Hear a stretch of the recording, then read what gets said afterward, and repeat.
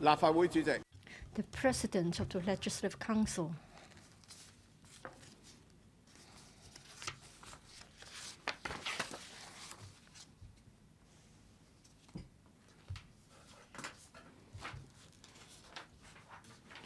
Good morning, members. Let's resume the second reading debate of the Appropriation Bill 2022, the Reverend Canon Kun. Mr. President, in the past year, we lived under the gloom of the pandemic. It hasn't left us. The latest wave has hit us severely, both in terms of the industries and the general population. Many people passed away. I'm grateful to the Financial Secretary for drafting this bill against the challenges and difficulties. He has come up with a lot of relief measures so as to ease the burden of people who are in troubled waters.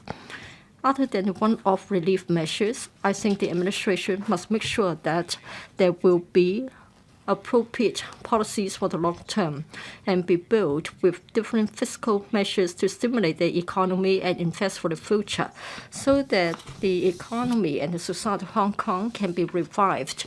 I would like to talk about social welfare, education, and public finance. First of all, I do welcome what the FS has proposed in relation to the counter-cyclical measures so as to ease the financial burden suffered by the public to the tune of $170 billion. All such measures are good because they are necessary for the needy so that they can ride out the storm.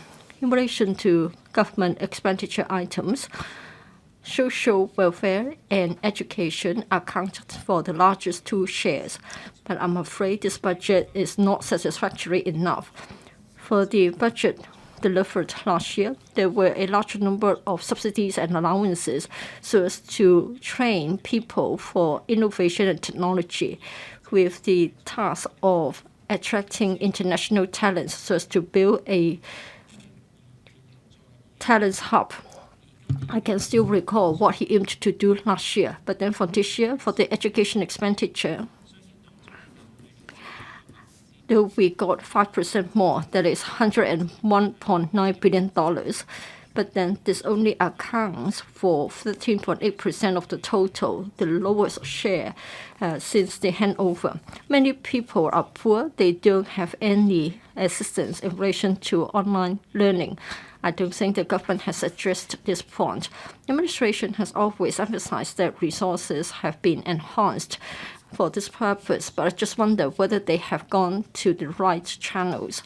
For social welfare, I'm afraid even less has been devoted to this matter.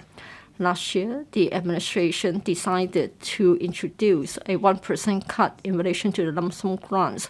Many welfare organizations were suffering. They suffered a blow to the morale. And then for the fifth wave of the pandemic, they were right at the front. They lacked sufficient space. And in fact, they suffered from all kinds of shortages.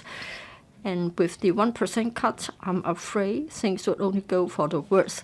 I think the government should really listen to the views of the relevant sector.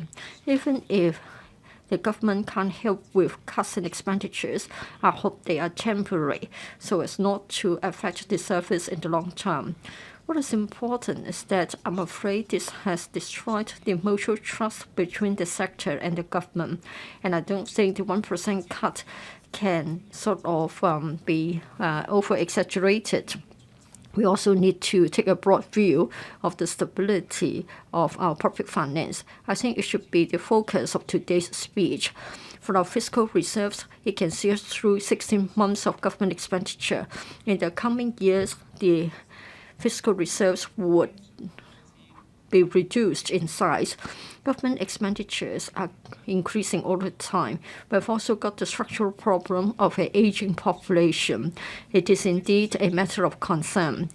The FS has come up with two major proposals of reform, like making the rating system progressive so that those who can afford should pay more. There would also be the domestic tax rate that would make up for the shortfall from the global minimum rate. This will increase our revenue, but to a large extent, the government depends on income from stamp duty as well as property tax or land premium. But then they are vulnerable to external factors. They will become more volatile. It has been suggested that there would be a deficit in this year's budget. The FS resorted to all sorts of means to increase the amount of income expected from stamp duty and land premium, and also channeling money from the housing reserve, so that we are going to get a surplus of $18.9 billion. But I am afraid we still need to worry about our fiscal position in the coming years. When are we going to resume travel that is normal with no quarantine? When can we go back to normalcy? I think we have got high hopes. Do we have a reply? We have been fighting against the virus for 2 years. People have fatigue, and in fact, people are also disappointed with the various measures. I'm not negating the efforts made by the government's team. Despite their very hard work, I'm afraid there's still room for improvement in relation to the outcome and the effectiveness. We are still living in a very difficult environment. There is a struggle among the great powers. I'm afraid it is difficult for us to have a revival. For us to come out from the storm, we need the government to be concerted in its efforts. We should invest for the future so that we can really have economic revival, and then we can have prosperity and stability. So I spoke in support of the Appropriation Bill 2022. Mr. Ma Fung-Kwok. Mr. President, I speak in support of the Appropriation Bill 2022. The FS drew up the budget in the midst of a time when we had few local cases and when we had the outbreak of the 5th wave of the pandemic. It was a great challenge to him. He came up with a swift response. He spent $67 billion to fight the virus, and he regarded that as the most important mission, so that the government could resort to different initiatives to fight the virus. He should have our recognition. We are grateful to the central government for its support, so that we were able to procure a lot of supplies and medication, and we were able to build the facilities. We have to thank our frontline medical staff, volunteers, as well as the mainland professionals who came here to help us. Otherwise, we could not have survived the 5th wave. So I must express my heartfelt gratitude. For the 5th wave of the pandemic, it dealt a heavy economic blow to us. And for the counter-cyclical measures, they value up to $170 billion, say, for example, an enhanced electronic consumption voucher to the tune of $10,000. It will pave the way for economic revival. You should have our support. The government has come up with a first ever $100,000 domestic rent tax deduction. This is good. It is something good for the middle class. I hope in the future the government will take greater care of the needs of the middle class. Mr. President, for the middle class, for those living in the SDU, for those who found it difficult to go up the housing ladder, I think it all boils down to the deep-rooted problems in our society. The FS said that $100 billion will come from the future fund so as to drive the Northern Metropolis development strategy. But I'm afraid in the short term, we don't see any relief to the long waiting time for public housing and the high property prices. I think the Development Bureau is examining the relevant legislation to streamline the control measures. But what about other government departments? I think we have got problems of bureaucracy in land supply and housing supply. We have got this very long-standing problem, and I'm afraid the budget has yet to come up with an answer. I hope the government, in particular the next term government, will have a breakthrough attitude in thinking out of the box so that we do adopt a results-oriented philosophy to resolve our problems. The budget echoes the 14th five-year plan. That is, we should become a center in relation to exchange of arts between the East and the West. $120 billion will be spent on enhancing the performing venues under the LCSD. And there is also a pilot scheme for art tech. And there will be more money for the disabled. And there will be money for the Canton Opera development. For the East Kowloon Cultural Center, money will be set aside for its development. We have to support such measures, but I would expect even more should have been done. $240 million will be spent on an arts market so as to take our performing companies to the international arena. I would agree with the broad direction, but I think in the future we should also embrace visual arts as well, so that we take this opportunity to make the event become a mega event. I think this is important for our creative industries. Therefore, I think we should have a dedicated exchange fund for arts and culture so that arts groups can be assisted in going on exchange tours. For a city to become an arts and culture exchange hub, we must have a very active local market, and we should have the right environment, and we need policy support. I'm glad to see that the policy bureaus will be reformed so that there will be a new bureau covering arts, sports and culture and tourism. And the CE candidate will also agree with such an idea. But we don't see new resources to be channeled to this direction. For us to drive creative industries and to make it prosper, I think the government should become a promoter and a facilitator. The government should work through the educational sector, and we should enhance the cultural and arts literacy of the students. We should have the right talents. The government should also look at the measures like tax concessions so as to encourage investment in arts and culture as well as sponsorship. Mr. President, the fifth wave of the pandemic was rampant.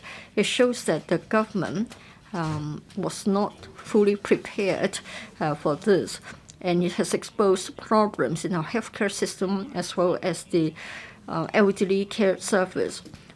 We lost almost 10,000 lives. Most of them were the elderly people. Half of them came from the homes for the elderly. It is heartbreaking. According to the 2017 Elderly Service Plan, we need 48,000 subsidized places, but the current supply is 30,000 only. The budget is silent on effective support for this demand, and there are still 26,000 people on the waiting list. They don't know when they will get to their turn to be allocated a place. Yes, we have got a Guangdong pilot scheme, and we've also got a pilot scheme for the home care vouchers, but they are still a far cry from the actual demand.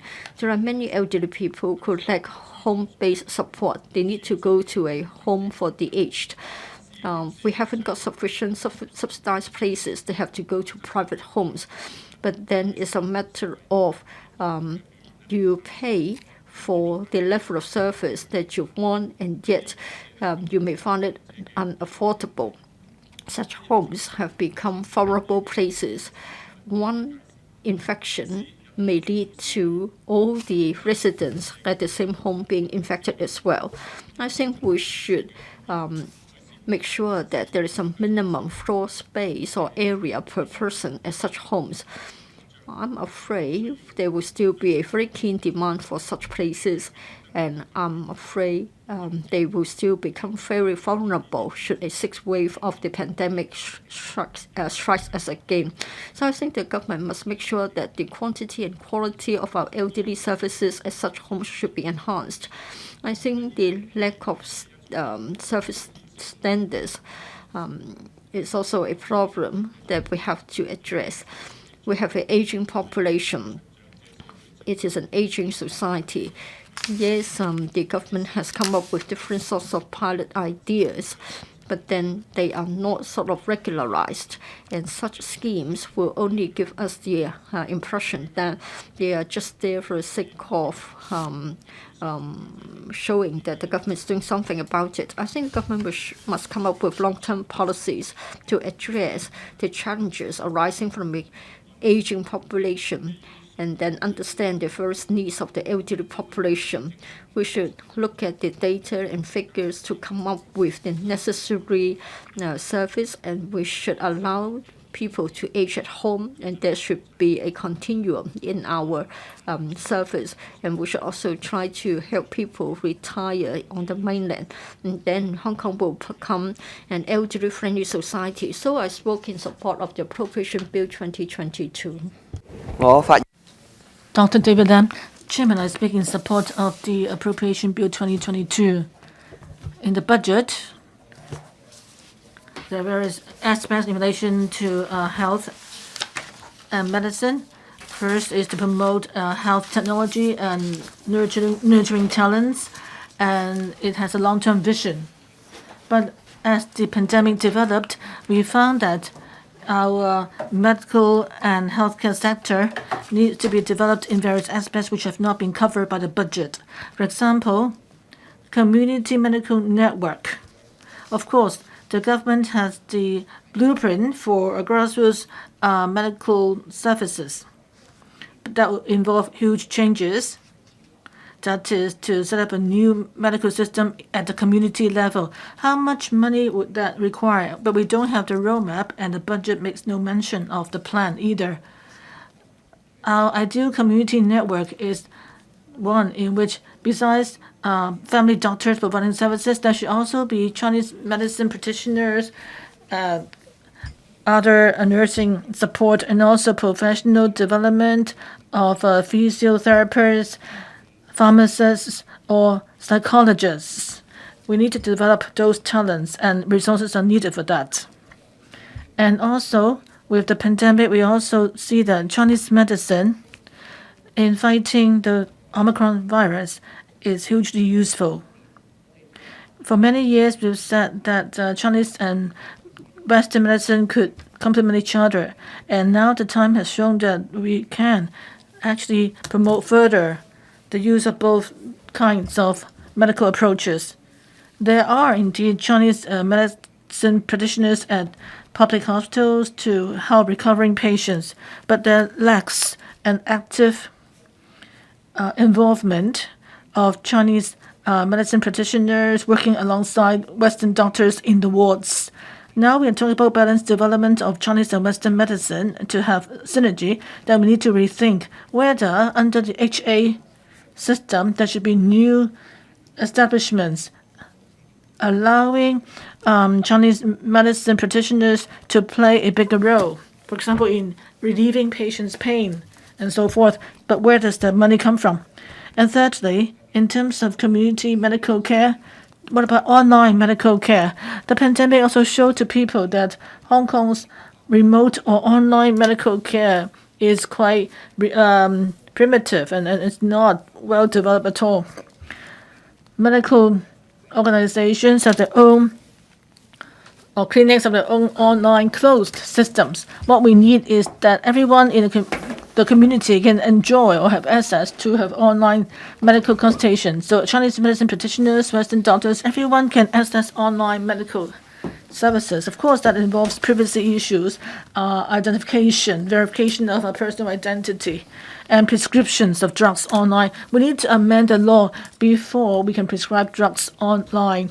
Co-sharing of patients' medical records is available, but still the budget makes no mention of how we can further develop the sharing of those records. So there needs to be establishment of open criteria in relation to the provision of online medical services. So there needs to be legislative amendments, but the budget makes no mention of what we can do in that regard. As the population ages, we will face the spread of a number of chronic and infectious diseases. Referring stable cases to the community for treatment is a necessary step. And not just elderly people have chronic diseases. For people in the grassroots, if you ask them to go to public hospitals to treat chronic diseases, that's fine. But if you want to ask them to get treatment in the community, then they may not want to pay for it. So that means our specialist clinics still might be crowded ultimately. So we might need to consider health vouchers for the grassroots, using them to treat their chronic diseases. But there's no mention of this in the budget either. The last point is related to cigarettes. Yes, tobacco control seems to have done a good job in Hong Kong. 1/10 of the population in Hong Kong smoke. But say if in this chamber, when people sit here, if 10 of them smoke, then you find it very stuffy. And will also become second-hand smokers. Tobacco control requires more strengthened efforts because there's been a slight rebound in the smoking population in Hong Kong last year, which is worrying. Studies worldwide show that increasing tobacco tax is the most effective way to encourage people to quit smoking. But for several years, we have not seen any measures to increase tobacco tax, so I'm disappointed with that. Chairman, I support the appropriation bill, and I spoke in support of it. Thank you. Next one, Dr. Charles Siu Chung.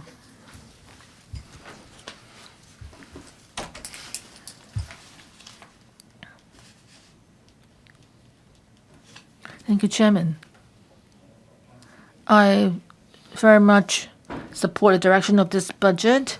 It is a document with new ideas and thinking. I'm very pleased to see that this budget adopts various proposals made by the FLU, including a raised deduction for rentals and also lowering the threshold for transport subsidy and the distribution of $10,000 e-consumption voucher and to extension of the 100% personal loan guarantee scheme. And the progressive rate system for domestic properties and moratorium on chasing tenants for rent, that represents a breakthrough in officials' thinking and also a move to redistribute wealth in the society. The financial secretary, when he announced the budget, Hong Kong was experiencing a serious pandemic. There were 3,200 infection cases. In March, tens of thousands of cases were recorded. More than 100 people died. Hong Kong was actually gloomy and doomy. Streets were deserted. When I was in Mongkok, came down to the street, I found that 80-90% of the shops were closed for good or for a short term. Luckily, with the full support of the Central People's Government and the concerted efforts of the Hong Kong people, we finally went past the worst part and we've seen light at the end of the tunnel. In such difficult circumstances, the budget proposes efforts to help fight the pandemic and to provide relief for the public and SMEs and support for the domestic economy, and also pave the way for future investment and economic recovery in the long term and medium term. I appreciate it, but as a member from the labor sector, I want to make the following points. Firstly, in the past 2 months, whenever I had chance, I would suggest that Hong Kong needs to create a regular employment support system. I appreciate the government has achieved some sort of breakthrough.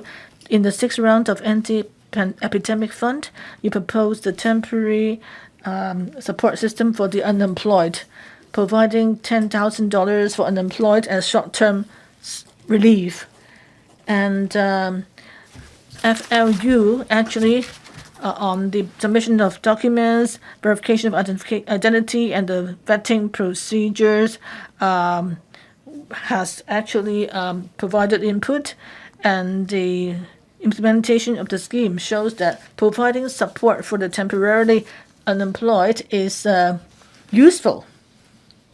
I hope that the government can regularize the scheme to provide temporary unemployed relief. How long will the economic downturn last? We don't know. Unemployed people would only know that they're out of work, and if they don't work, they have no income, and they worry about their livelihood. Even though the budget mentions actually proposes loan for the unemployed, extending loans for the unemployed, but if the pandemic continues, can people just wait for piecemeal reliefs, short-term relief? Chairman, to give the grassroots adequate protection, we need to have a long-term unemployment support system and to assist them to avoid abuse, and also to further provide more vocational training or career-changing training so that the unemployed can have a new path. And also, on the other hand, Hong Kong government is the biggest employer with more than almost 200,000 civil servants. Among the 200,000 government employees, 12,000 were hired under non-civil service contracts. More than 2,000 had already worked for the government for 10 years, and yet they were not yet employed as civil servants. Non-contract staff civil servants, in terms of benefits and welfare and wages, there's a big gap between them and that of the civil service staff, the permanent civil service staff. And therefore, there is a serious issue of equal work but unequal pay among government workers. And sometimes this can lead to, because of this unequal system, there could be some sort of divisions among the staff. Hong Kong government, if it takes the lead in being a conscientious employer, the whole Hong Kong community can benefit. But its outsourcing system, wage review, and also guidelines could be an examples or models for the private sector. Therefore, the government civil service welfare policy to the entire labor market can have huge impact. I hope that the government can face up to the existing problems within the civil service. Chairman, today happens to be the International Work Safety Day. I'd like to take this opportunity to tell the government about the overworked situation of local laborers. We all know Hong Kong workers are under heavy pressure and work long hours. They often there have been cases of people dying from being overworked. But the government has not provided for overworked staff, provided any definition of being overworked, and those who die as a result are not compensated. In 2013, the government set up the Standard Working Hours Committee, and yet nothing really came out of it in terms of a huge reform. In 2010, the World Labour Organization studied 107 countries in the world and found of them 101 countries had legislations governing working hours. In our neighboring countries and regions, all of them have legislation on working hours. So I'd like to ask the government of all the regions, countries in the world, whether they're developed or undeveloped, whether they are capitalist or socialist systems, all of them have legislated on working hours. Why Hong Kong hasn't done the same? Chairman, I urge the government to face up to the issue of workers being overworked and set out policies to regulate working hours and also to prevent workers from being overworked. I spoke in support of the Appropriation Bill 2022. Dr. Johnny Ng, President.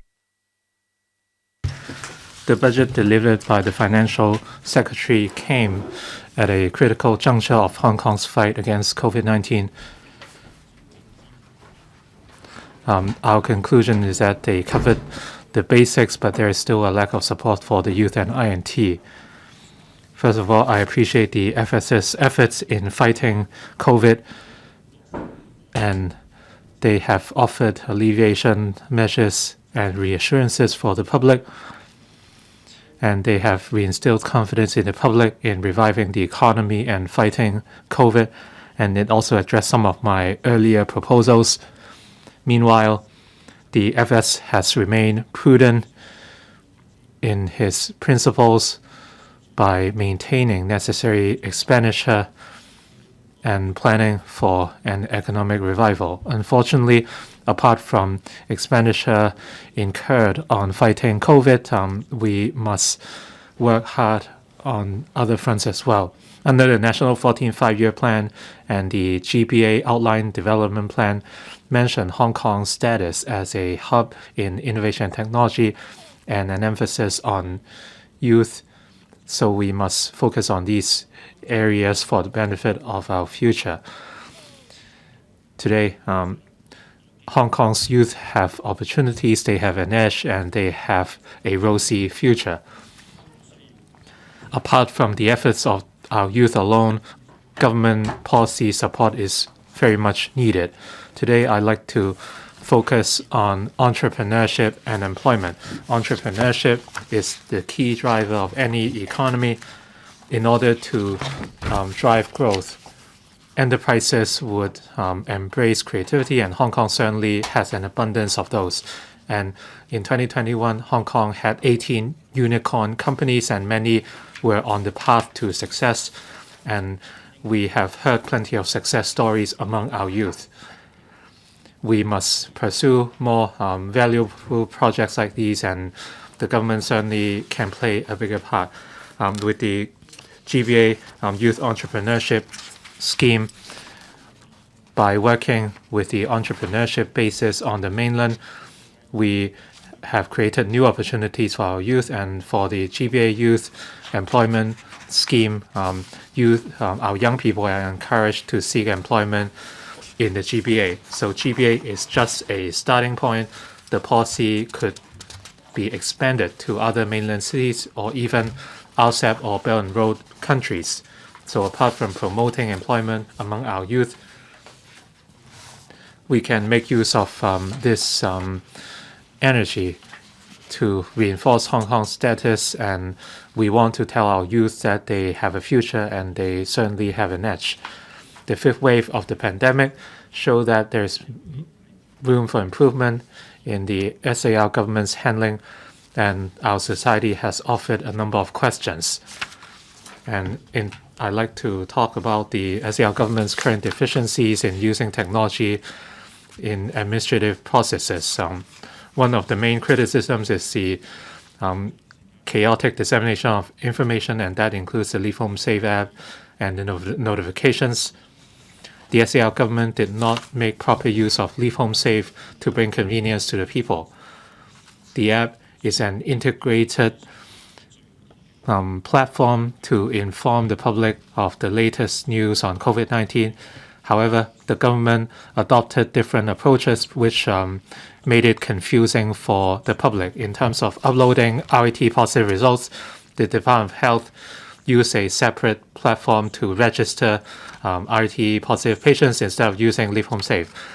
For the PCR test results and vaccination records, these systems did not interface with Leave Home Safe, and users had to upload the data manually. And last week, the recovery QR code system also ran into problems, and we could see that we are lagging behind in technology, leading to confusion among the public, and that would easily lead to complaints, and that is not conducive to achieving zero infections. In the budget, the Financial Secretary reserved $600 million to digitalize our economy, and in the next 3 years, a comprehensive government audit would be carried out to assess the use of technology within the government, and an IT plan will be established. From the government's anti-epidemic work, we saw that chaos in information dissemination could lead to unrest, and that would hamper the efficiency of governance. An audit on the use of technology should be carried out as soon as possible, and the current deficiencies in the internal processes should be rectified.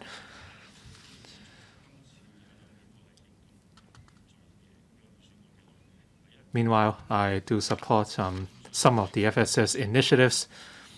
The budget covered poverty alleviation, and I suggest the FS to roll out electronic consumption coupons, again offering rates, utility fees, concessions, etc. All these have been answered in the budget. I also support the idea of setting up a digital economy development committee. The FS proposed establishment of this committee to speed up the development of a digital economy. To clarify the objectives of the committee, we should establish KPIs for the committee to come up with a roadmap and timetable to develop Hong Kong into a digital economy and smart city. That way, the work would be more effective. Developing a digital economy is empirical to Hong Kong, so different industries should embrace the digital transformation, and this is an important step in becoming a smart city. The government should give priority to procuring products and services of local companies in order to aid the growth of the local I&T ecosystem. Interdepartmental coordination should be stepped up, and data sharing should be fostered as well.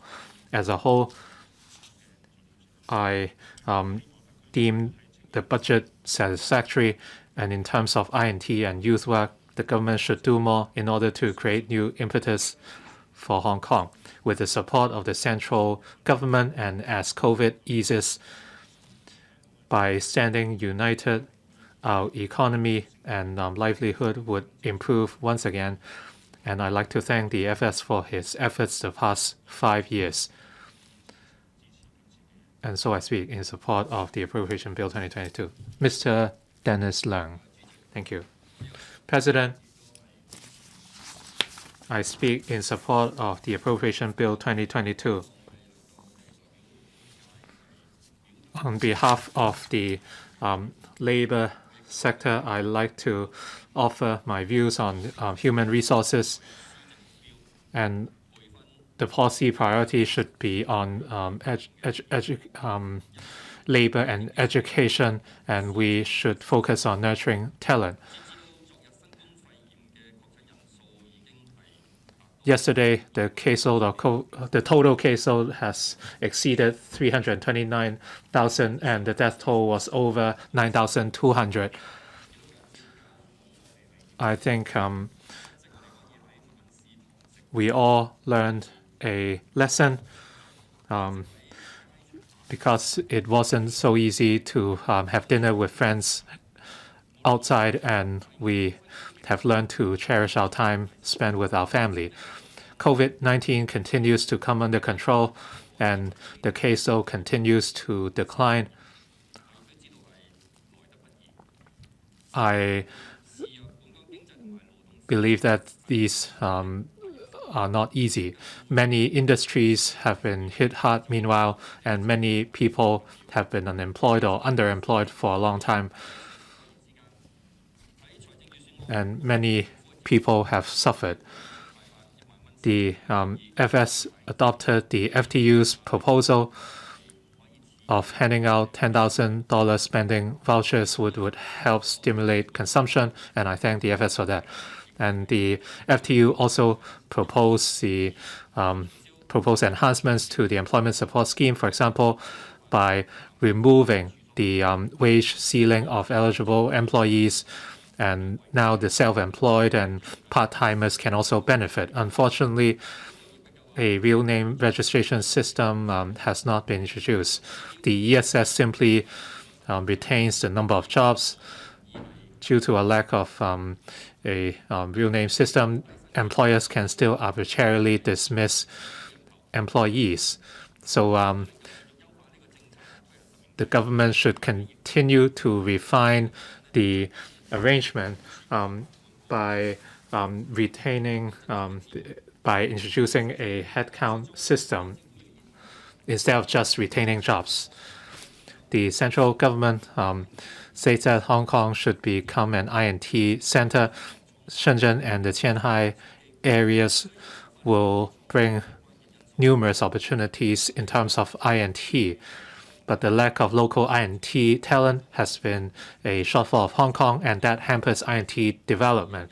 Even though the government has introduced different schemes to introduce or import talent, but on the long run, Hong Kong must produce our own talent or even elite talent.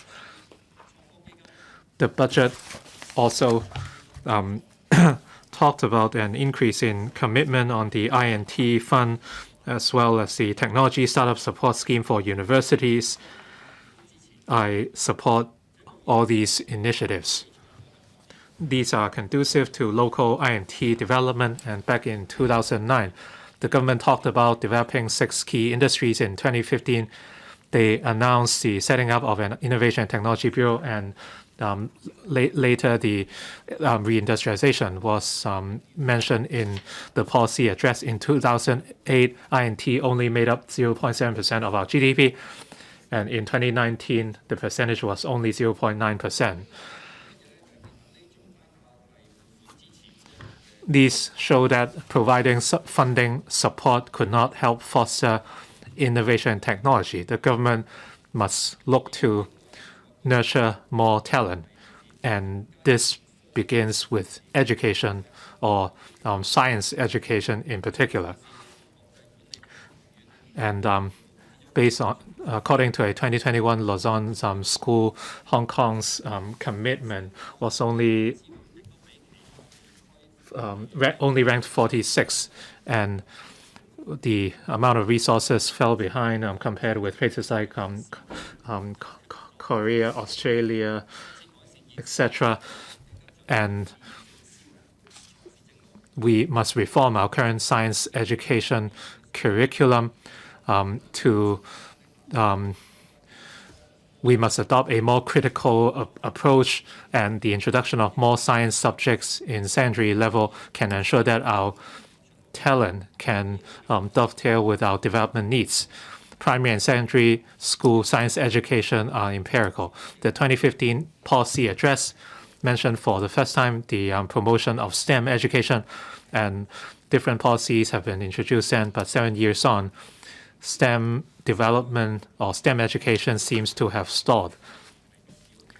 And many challenges were encountered in STEM education, including a lack of teaching hours. STEM is not a key subject or a standalone subject. It's very difficult for schools to squeeze time to accommodate STEM education, and teachers must organize activities and exams, and the EDB did not have clear guidelines on STEM education, and that affects the teaching results. And as such, Hong Kong cannot fulfill the vision or the mission given by the nation, and we must incorporate the spirit of science in our education. When we look at Singapore, well, in Hong Kong, the school-based approach is adopted. Singapore adopts a different approach. In Singapore, during specific classes, STEM is taught through activities so that teachers and parents would not be overburdened after school hours. And in Singapore, schools would work with companies as partners in STEM education, and these partners would offer recommendations to schools, and visits to companies would be arranged for the students and parents, and that way students can develop their or learn about potential careers, and students can also meet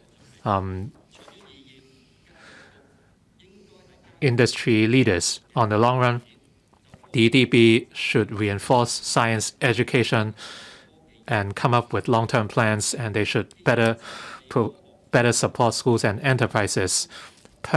Permanent posts should be created in science education to coordinate the relevant work, and dedicated funding should be offered as well. The government should also provide greater school support on science and technology education, and science and technology education should be made compulsory, and prospective teachers should be equipped with the right knowledge. It takes time to properly nurture our talents, but given the current mismatch of human resources, the government should focus on training local young talent. The budget's initiatives on manpower training was only carried over from prior years, such as the 2014 INT startup program, and by 2020, the Global STEM Professorship Program was introduced. So the main idea was to attract overseas academics instead of training up local young talent. The government only put in resources instead of working to nurture young local talent. The budget did not offer a comprehensive human resources plan or strategy. We have diverse industries, and in the past, there was a lack of emphasis on vocational education, and that would affect the prospects for our young people. Vocational universities could be introduced, and the government must carry out a review on human resources as soon as possible. Under the National 14th Five-Year Plan, opportunities are abound for Hong Kong. We hope the next term government would embrace science and technology education and increase the allocation of funds in these areas. Ms. Lillian Kwok. Thank you, Mr. President. For the past 2 years, we've been seriously affected by the epidemic. We need to make sure that our first and foremost mission is to control the virus infection. I would like to talk about 4 main points. First of all, we need to win the battle against the virus. We should make sure that we can control the spread of the virus so that we can resume quarantine-free travel. I'm grateful to the administration for listening to lawmakers as well as the population by having a lot of financial resources to win the battle. In particular, for the SMEs, we are able to have some breathing space. We are glad to have the 5th as well as the 6th rounds of the anti-epidemic fund. There are also other relief measures to see us through the storm. When we revive the economy after putting the infection under control, we have to think about the long term. Education is the cornerstone for sustainable development of our society. The government has been setting aside a lot of resources to develop quality education in Hong Kong. However, for what happened in the past few years, we could see the deficiencies. There is a lack of sense of national education, and our educational system lacks diversity. For the promotion of national education, I think it is important for the development of our young people. It is also important for the long-term stability and prosperity of a city. In order to help young people develop a sense of national identity and a sense of social responsibility, and to develop a sense of the rule of the law, the government should help schools to get more resources to make sure that there will be clear learning goals so that the students can learn and practice what they have learned. Outside schools, the government must also drive different departments and organizations to take part in the campaign so that our national education is carried out on all fronts. It isn't just about the number of learning hours at school, or a curriculum that would be put to the test in exams. I'm really disappointed. Currently, as far as national education is concerned, the SO government is still mending the deficiencies. I think we need something for the long term. There should be a plan, there should be a strategy so that you can nurture young people who love Hong Kong, who love the motherland. Second, I want to talk about innovation technology education. Innovation technology is developing rapidly. There's a global race for talents. We are lagging behind. We have to play the catch-up game. We have to attract talents from both the mainland and overseas. But for the long term, we need to nurture our local talents in this field. We cannot overlook it. In the budget, I'm glad to see that for INT, there has been a substantial increase. You can see that the government is dedicated to this mission so that Hong Kong has got its own local pool of talents for INT. Of course, schools would play a very important role here. In recent years, the government has been promoting STEM education. Financial resources have been set aside so that schools can get the hardware and software for after-hours activities.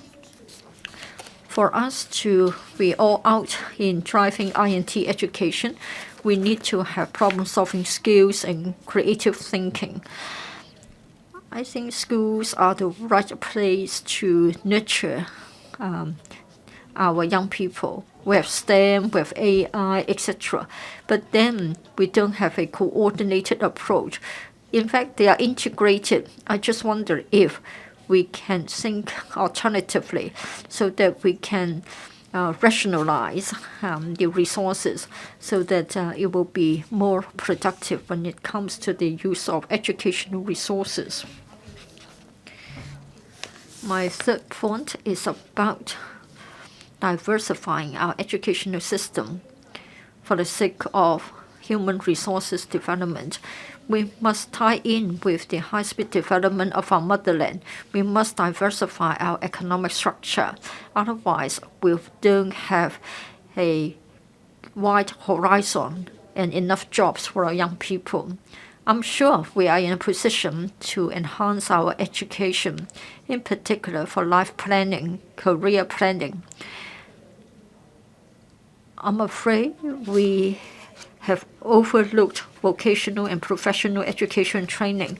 We need to think of the future needs of Hong Kong. We need to review our curriculum. I think we need talents of different sort of diversities.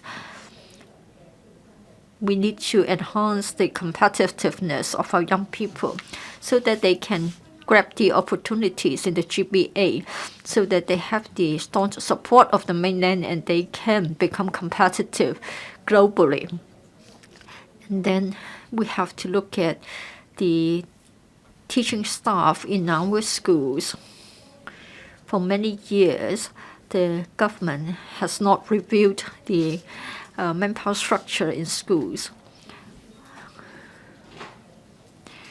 We need to think whether the structure is reasonable.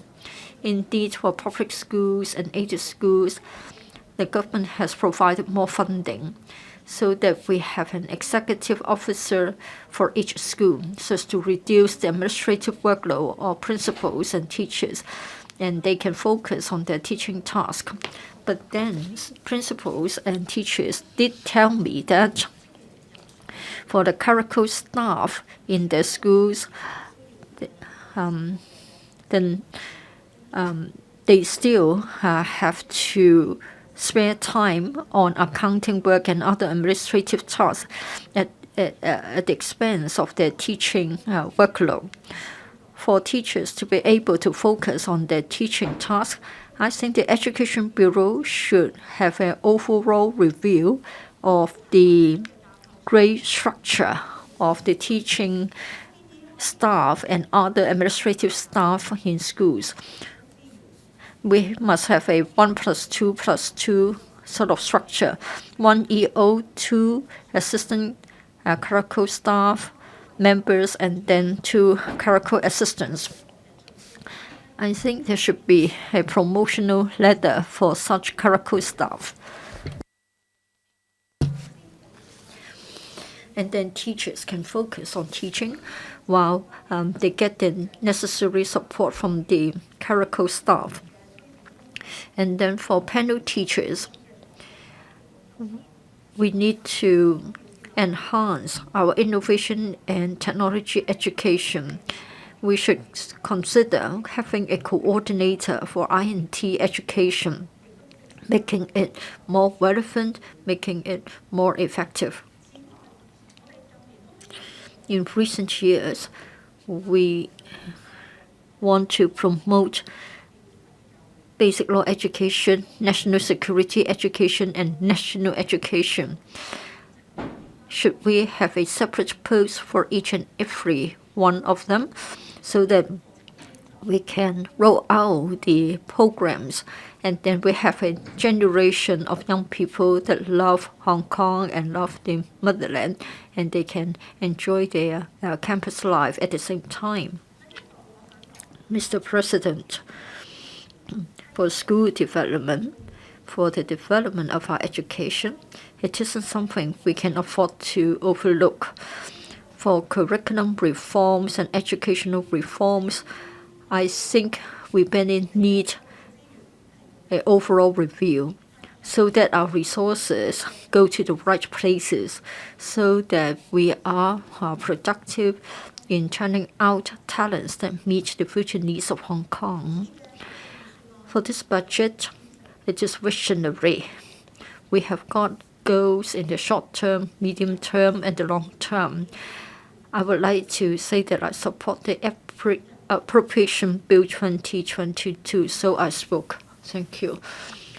Mr. Louis Lun. Mr. President, since the outbreak of the fifth wave of the COVID-19, the number of reported cases has exceeded $1.19 million. Over 9,000 lives have been lost. And then in early March, at the peak of the infection, we got tens of thousands of people newly infected. Recently, the daily infection number has come down drastically. But then for our economic activities as well as our daily lives, I don't think we have come back to the normal levels. Therefore, the budget is right to introduce a number of relief measures. They do have my support. The fifth wave of the epidemic is serious. Therefore, the government has introduced very strict social distancing measures affecting all sectors and industries. For the property and real estate sector that I'm familiar with the two-person rule, first-hand property sale has almost come to a standstill. Second-hand property transactions were also affected seriously. In March, for the number of transactions, it has fallen to less than 3,000 a month, compared with March last year, a fall of 60%. For first-hand property sale, last year, on average, 1,500 a month. For March this year, 162 only, so a drastic fall by 90%. For the construction industry, equally, it has been hard hit. For the frontline workers as well as the construction professionals, they were infected or they were quarantined, and so there were a lot of delays.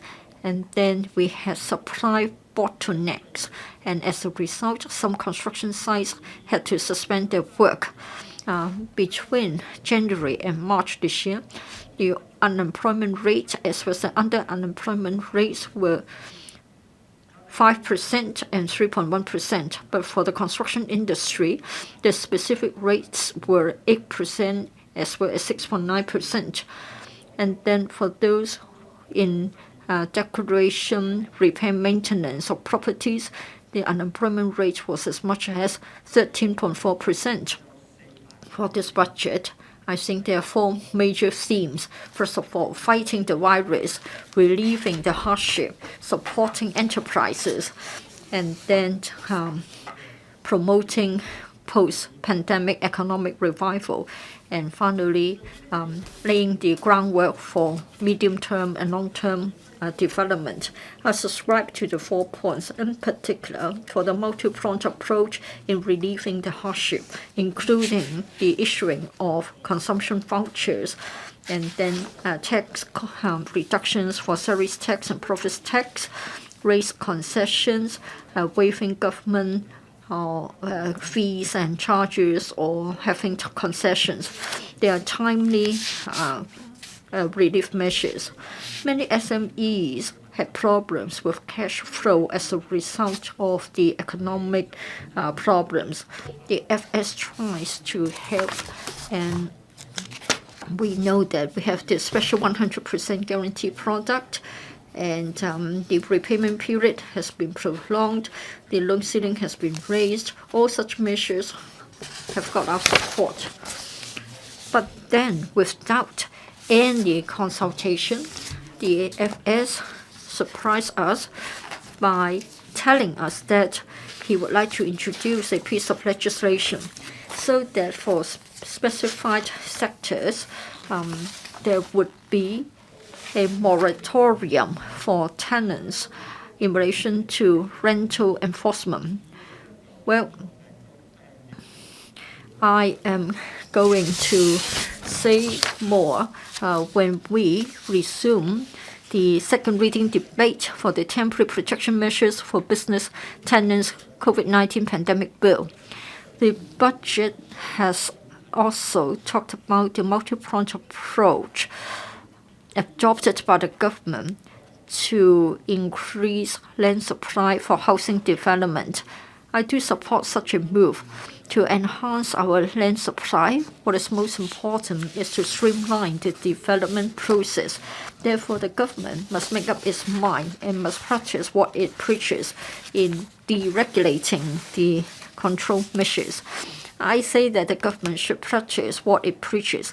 Let me cite a very simple example. The government can't just ask the industry to adopt BIM and MIC. Other approving departments in the government should also lead by example. They should also adopt BIM so as to expedite the approval process. Mr. President, all in all, I'm in support of the Appropriation Bill 2022. Kenneth Falk. Chairman, the pandemic has lasted for more than 2 years. And the sports sector actually were dealt a heavy blow. Many of my friends' shops, premises were forced to close. This is really difficult to bear with. Hong Kong's future economic development needs new impetus, and I think that culture and sports are definitely key. I'd like to thank the Financial Secretary in proposing various measures in culture and arts in the budget. And they've also accepted some of my proposals made to the Financial Secretary early on. I want to give you my views on 5 aspects. Firstly, support for culture and arts premises. In the past few years, the government launched a number of counter-cyclical measures to help the public get relief. And the government now has promoted ESS, a precise ESS scheme to help those affected. But this is just an expedient means. No one has a crystal ball. No one knows when the pandemic will end. But you all know that we cannot just wait for the government to dish out money from time to time alone. Compared to the peak in 2019, our fiscal reserves have dropped by more than 30%. The government should sum up its lessons learned from the past and come up with a scientific risk-based mechanism in relation to closure of premises. We need to balance the need for economic development, people's living, and also fighting the pandemic, and don't adopt an across-the-board approach. in just closing premises whenever they want to. In my sector, people do hope that they can operate their businesses as usual, because this will be good to the community, to the shops, and also beneficial to economic recovery. I'd like to thank the Financial Secretary for proposing a short-term protective measures for business operators and tenants. But I know that the effect is limited. Later on, I will have a more detailed discussion on that. In the post-pandemic era, how do we promote culture and arts? The proposal of spending $42 million to hold the first Culture and Arts Expo, and that will be an iconic event 2 years after the pandemic, and it's something keenly anticipated by the sector.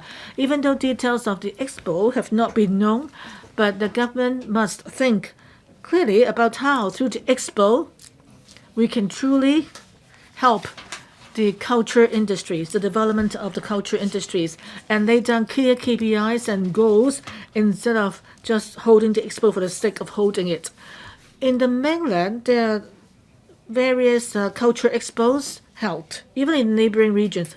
How can the Hong Kong Expo be different for them and has its own advantages that can highlight our positioning as a culture and art center? And that's something that we need to think deeply about. This year, in my proposal to the MPPCC, I suggest that we can, in Hong Kong, Shenzhen, hold joint expos in collaboration with mainland cities. I think that's a feasible attempt.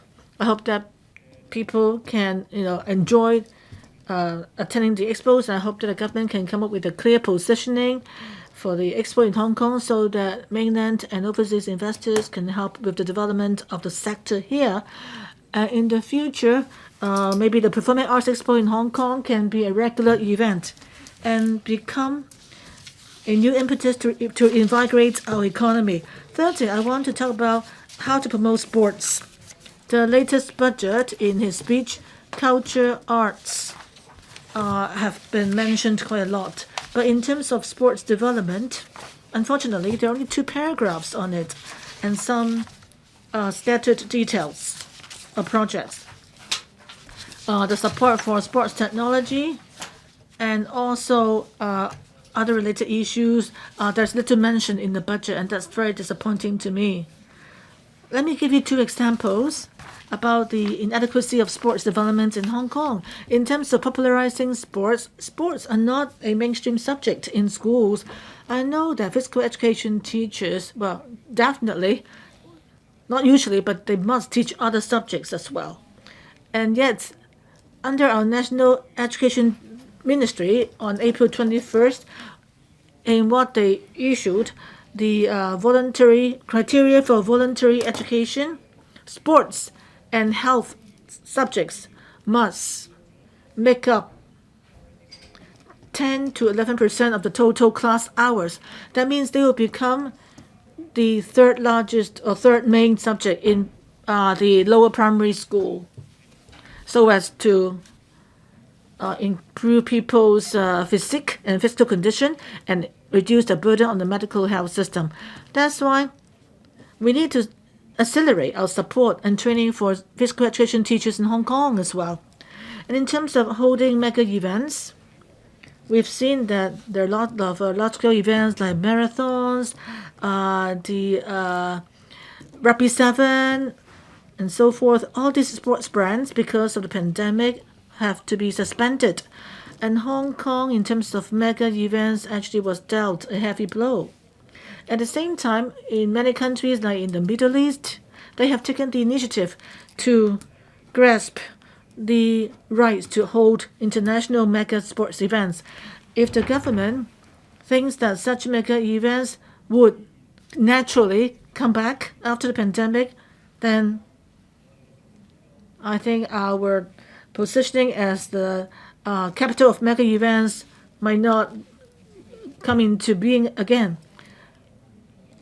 There are huge returns from mega events, and we can attract more investors and foster professional qualification development, and also promote the growth of specialized industries. So in order to create more industries for ourselves, we need to depart from our previous thinking of just providing funding alone. The LCSD's KPIs like usage of venues, number of classes held, number of participants, those simple goals could not be the overall indicators. Fourthly, we need to assist with the upgrading and transition of publishing industry. Well, it's a national policy direction to promote sports for all. For 9 years, it has been written into the government's work report intended to enrich people's spiritual lives. On several occasions, I've spoken on the development of publishing industry, for example, to set up the publishing fund. Unfortunately, the government and the financial secretary have not accepted my proposal. Publishing is an important part of culture industry. It is also the source of the culture industries, because all of our IPs or other products actually are based on literary products or literature. So it's not just about printing books alone.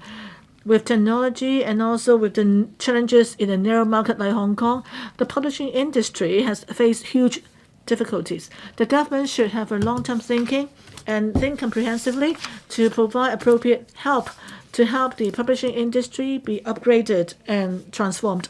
And fifthly, integration of technology and sports technology and culture. For sports culture, in the budget, it allocated $14 million in application of sports technology and culture. But there's little mention of sport technology, what is to be used. I hope that we can provide more support for the use of sport technology. We need to also have adequate venues. The budget reserved $70 million for upgrading of LCSD venues, which is good. But we have the hardware. That's not enough. In the past, in promoting art tech, it mainly relies on exchanges. That's not enough. We need to provide more impetus to nurture specialists in art tech so that we have both the hardware and software. On the whole, I support the Appropriation Bill 2022. It is a document with a broad vision and in support of the nation's overall direction for development and provide security or protection for Hong Kong's development. I appreciate its concern for the sports sector and culture sector, but some of its proposals are quite segmented. I hope that the government can come up with a more comprehensive development blueprint for my sector. Thank you. Next one, Regina Ip. I'm going to speak to support the Appropriation Bill 2022 in second reading. I'd like to thank the Financial Secretary for, before the end of his term, states that he's reserving $940 billion in fiscal surplus, similar to the amount of the fiscal surplus we had when he took up the job. But we know that this $940 billion is not as much as it sounds, because in the past 2 years, due to the negative economic situation, and the government actually got issue bonds and also got other expenses to shoulder. I think we only have an actual fiscal surplus of more than $800 billion. But I'm pleased to note that the Financial Secretary is concerned about financial sustainability. Unlike what some electrical members said, well, let's just disperse all the money to the public or to pay people cash as consumption vouchers, because that way we cannot sustain our surplus. And also, as the chairman of the Establishment Subcommittee in electrical, in paragraph 197 in his speech, he said that in 2022 to 2023, the government will maintain the civil service establishment with zero growth. But we know that our candidate for the chief executive election, John Lee, said that he would promote restructuring within the civil service. There will be new posts created, and there may be new undersecretaries as well. So how can we maintain the zero growth in the civil service establishment, I think that's something we need to discuss with the future chief executive after the election. How we can ensure sustainability of the public finance. I want to talk about elderly services today. In terms of elderly services, even though social welfare expenditure has kept expanding, it is a sector, one of the sectors with the fastest rate of growth. We spent more than $100 billion on it this year. But the allocation for elderly services only comes to about $14 billion. And we're talking about, elderly daycare centers, neighborhood centers, integrated family service centers, and so forth. The $14 billion budget covers all sorts of services and homes, care homes for the elderly. $14 billion for elderly services obviously is seriously inadequate. As some members have said, the fifth wave of the pandemic claimed many elderly people's lives by April 27 in the fifth wave of the pandemic. 9,609 people have passed away. Of them, those aged over 80 made up 71%. Those aged over 70 made up 87%. 98% of the residential care homes were infected, and the people who died, more than 56% were living in the residential care homes. So those care homes, obviously, as in the overseas countries, like in the U.S., Canada, the care homes, because of their limited space and elderly people easily susceptible to cross infections, and also because the carers themselves were infected, and the carers move around in the community and could end up infecting the residents. The experience worldwide and also in our own experience in the fifth wave show that if there were to be the spread of another highly infectious disease, or in the winter, hopefully there won't be the sixth or second wave, residential care homes are very dangerous places. To operate them in the current method, that is the government subsidizing better conditioned homes, get about, they are in better condition. But these abandoned homes only are in a small number, more than about 200 the most. And for many years, the government buy places in private homes and leave the operations to the hands of the private operators for those places with bought places. In 2017, the SWD set up a working group to review the elderly care homes ordinance and also ordinance on homes for the mentally handicapped, with the goal of improving staffing ratio and facilities. In 2019 May, they submitted the working reports on their review. Of course, the purpose was to make improvements and to legislate on the minimum staff number and also increase the minimum per capita area space and also enhance the registration system for homes, people in charge of those homes. And the study began way back in 2017. But I found that all these measures are totally inadequate. The fifth wave showed to us that this old-style residential care homes, they are like death traps. The government must increase its resources, allocate more land to build new style homes, and to address the issue of manpower shortage. But $14 billion to cover all sorts of elderly services, and yet there's another expenditure which is totally out of proportion, which is the transport subsidy or allowance for elderly people and the disabled. Well, the transport department is provision for the transport allowance. That is,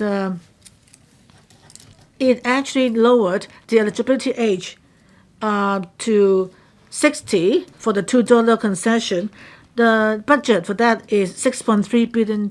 And the budget could go up to $9 billion in terms of the transportation allowance for those aged 60 and above.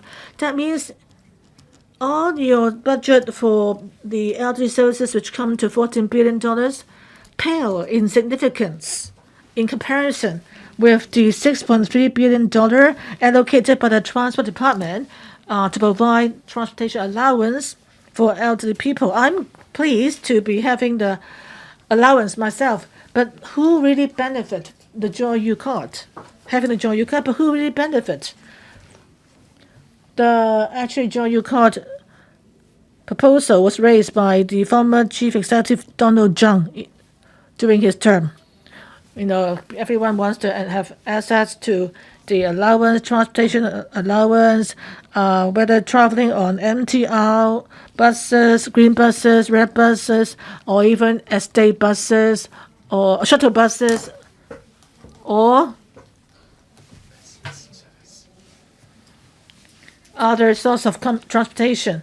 Once you have provided this $2 fare, special fare for people over the age of 60, what benefits from it is the transport operators. We know that people from 60 to 64 years old, they're all working. These so-called elderly people, they're still working. And because the retirement age now has been pushed back to 65, for people who are working, they actually can use the public transport subsidy scheme. And the government has already improved on that scheme to lower the threshold from 400 to 200, and the allowance is raised from 400 to 500. Many of my staff in my office who lives in Yunlong, Tianshui, Wai, Chiang Kwai, every month they can actually get hundreds of dollars of the travel allowance every month, and they don't need to use the Joy You card. So I think that the $6 billion is not well spent. The money should have spent on elderly services instead. Because of time, based on the fifth wave pandemic, I agree with the proposal by Teck Chi Yuan and also the proposal signed by more than 20 legislative members, asking the government to find land in the new territories, like in Sandy Ridge. Well, since it's not going to be used as a cemetery, it should be used to build a housing estate for the elderly residents, or to open up some country paths. We've got to build elderly care homes for the elderly near the country paths where there's fresh air, because we can project that there will be a huge demand for such homes in the future, and we should import labor and strengthen training for the carers at the homes. Mr. Stanley Lee. President, I speak in support of the Appropriation Bill 2022. The COVID-19 pandemic has bothered many people in our economy the past few years, as well as the government's work. With the complex international economic landscape, we can see that the challenge would persist for some time in Hong Kong. This budget was delivered in midst of the fifth outbreak or fifth wave of the pandemic. This is a very difficult time for everyone, and we hope that the budget would offer timely alleviation measures while ensuring that the long-term financial commitments can support our future development, narrow the poverty gap, support grassroots families, and facilitate upward mobility for the people.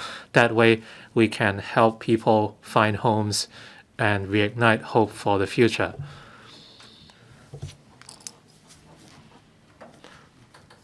The commitment of 67.5% was allocated in the budget for anti-epidemic facilities, the purchasing of RAT kits, as well as other anti-epidemic supplies and equipment. This shows that the SAR government placed an emphasis on fighting COVID.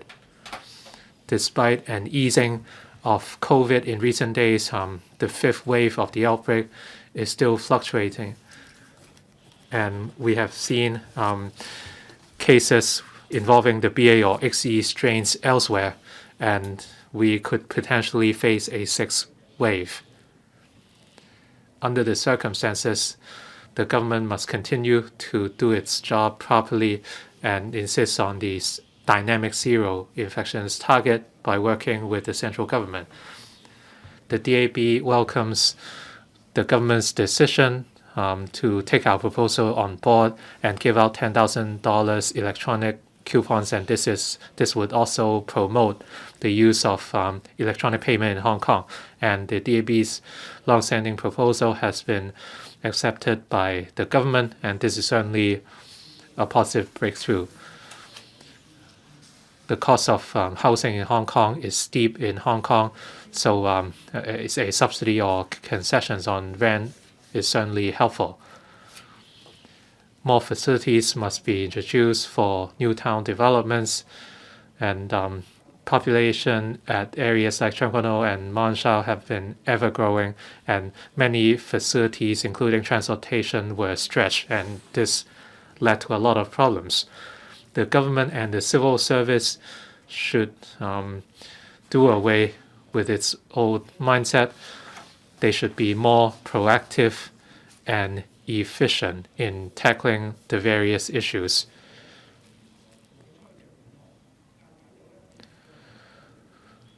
Funds have often been allocated under the budget, but very often we see problems remain, and many drivers have to wait more than 9 hours to renew their licenses, despite all the funds we have spent. This is something we should think about. In the peak of the fifth wave, there were numerous outbreaks at residential care homes, and our public healthcare system was stretched, and the queues were getting longer and longer, and the hospital authority had no choice but to ask residential care homes to pick up their residents from hospitals. But the residential care homes did not have the capability to take care of the sick residents. So at the end, many elderly people had to wait in hospitals for a very long time. We saw that resources were not put into proper use to fight COVID. If the government had deployed community halls or sports centers which were closed at that time, then we might see a different outcome. The arrival of experts in Hong Kong helped build laboratories and makeshift hospitals while ensuring a stable supply of various supplies and food, but the SAR government should not just rely on support from the central government. The fifth wave was a painful lesson for us, and the government should learn their lesson and prepare themselves for the future. And the pandemic also revealed the extent of our aging population, and there is a lack of manpower in elderly care, and many carers are getting on as well. According to an earlier survey by the Labour and Welfare Bureau, early last year, there was a shortage of at least 15% in carers, and for non-subvented organizations, the figure could be a few times higher. The secretary said the residential care homes lacked 11,000 staff, so the problem was indeed serious. Importing labor from overseas or the mainland would be inevitable, but due to restraints in the supplementary labor scheme, residential homes cannot engage mainland workers easily, and that led to a shortage of manpower. In the fifth wave, the Social Welfare Department relaxed the relevant criteria. For instance, residential care homes did not have to carry out local recruitment for 4 weeks prior and obtain approval from the Labor Advisory Bureau. I think such measures can help alleviate the shortage. The government is looking to develop Hong Kong into a smart city. Since 1999, the Innovation and Technology Fund has received a total injection of more than $30 billion in order to support I&T development in Hong Kong. But some 20 years on, we did not see significant results. One reason is that whenever these funds were granted by the government, they only focus on vetting the proposals instead of assessing the market. Many I&T companies failed with their applications due to the cumbersome procedures, and many companies have instead moved to the mainland or overseas, and they have become leaders in their respective fields. The government should build a better I&T ecosystem by establishing targeted policies in order to encourage these talent and companies to stay in Hong Kong and apply their products in Hong Kong. Earlier, a group of students from the City University invented a negative pressure aerodynamic shield for elderly people, and this could prevent cross-contamination at residential care homes. And this has been adopted at a residential home already, and the cost of this equipment is only $2,500. By investing $2,500, we can prevent cross-contamination at residential care homes. So the SAR government should think about their policy and direction going forward in order to achieve maximum returns on public expenditure. And that would foster the sustainable development of I&T as well. Since 2019, Hong Kong has been hit by the Black Clad violence as well as the global COVID pandemic. Our society and economy have suffered, and many people hope that the government would be more proactive instead of procrastinating. Recently, we often talk about a results-oriented approach, and this is very much welcomed by the public. And with the imminent departure of Mrs. Carrie Lam, the SAR government will continue to serve the public. We should assess our priorities and tackle some of our deep-rooted issues. Thank you. Mr. So Chang Wing. Madam Deputy, I strongly support the Appropriation Bill 2022.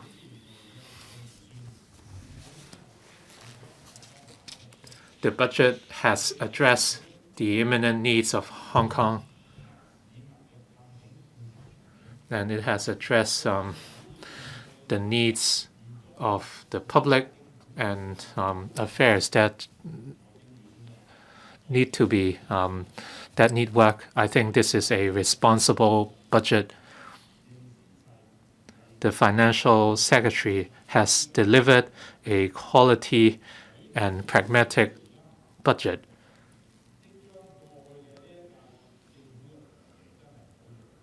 For obvious reasons, the Financial Secretary certainly did not have a very easy job in his term, but he has displayed admirable vision. The budget was delivered on February the 23rd.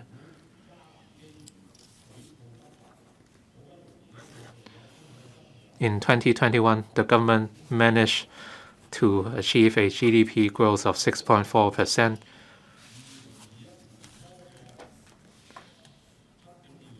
Unemployment was 7.2% in early 2021, and it dropped substantially to 3.9% in January this year.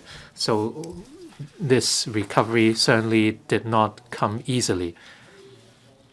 But some 2 months on, after the budget was delivered, the pandemic worsened swiftly, and the caseload reached more than 7,000 at its peak, and people's livelihood suffered. And with the Russia-Ukraine war, the worsening of the mainland economy, the interest rate hikes by the United States, the tightening of capital, our unemployment rebounded to 5% or 188.5 thousand. Within such a short period, under this backdrop, the budget was delivered.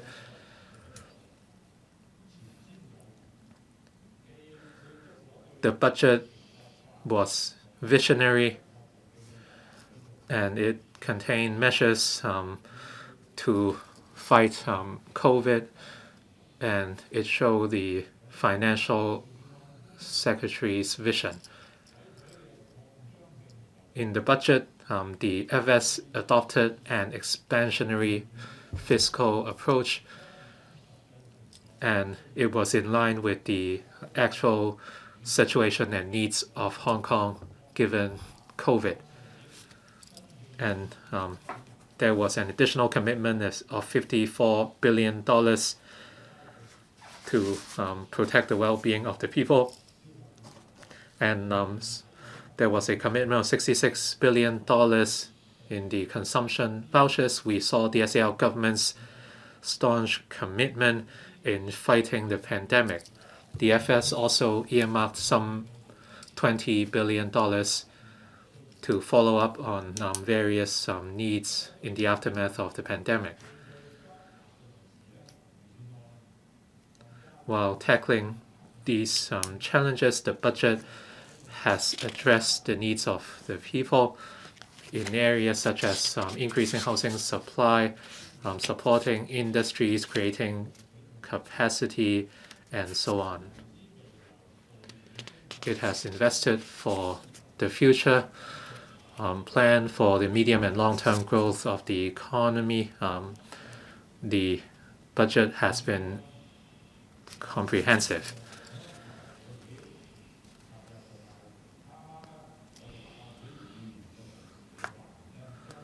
From yesterday, many of our colleagues have spoke, and so I would not repeat what they have said already.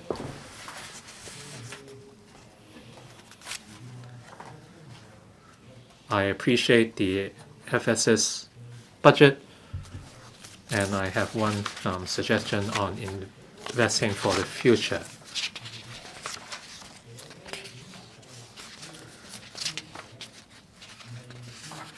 Apart from the community arts program, the element of the community was seldom mentioned, and there were no funding arrangements or regular support on district administration. Is it the case that there were no precedents of mentioning such areas in the budget, or were there other considerations? This is a question up in the air since the anti-extradition law saga in 2019. We could see that the effectiveness of district administration would affect the well-being of the grassroots. For grassroots organizations, including various patriotic organizations, have been supporting the government's policy making, and they have done their best in initiatives that benefit Hong Kong and the nation, and they have helped calm the emotions of the public as well. In the fight against COVID, they have provided solid support,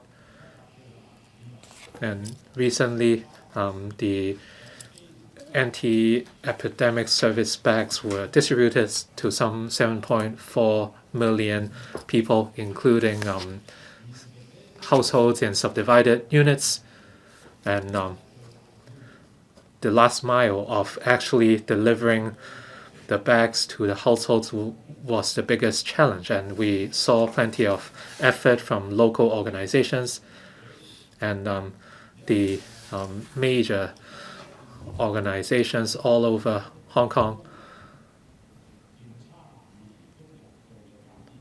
saw as much as 20% of their volunteers contracting COVID. And there were many of them saw their family members infected as well.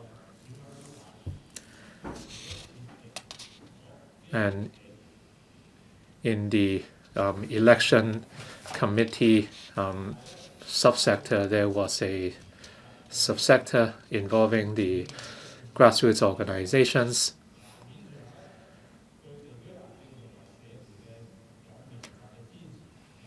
Even though,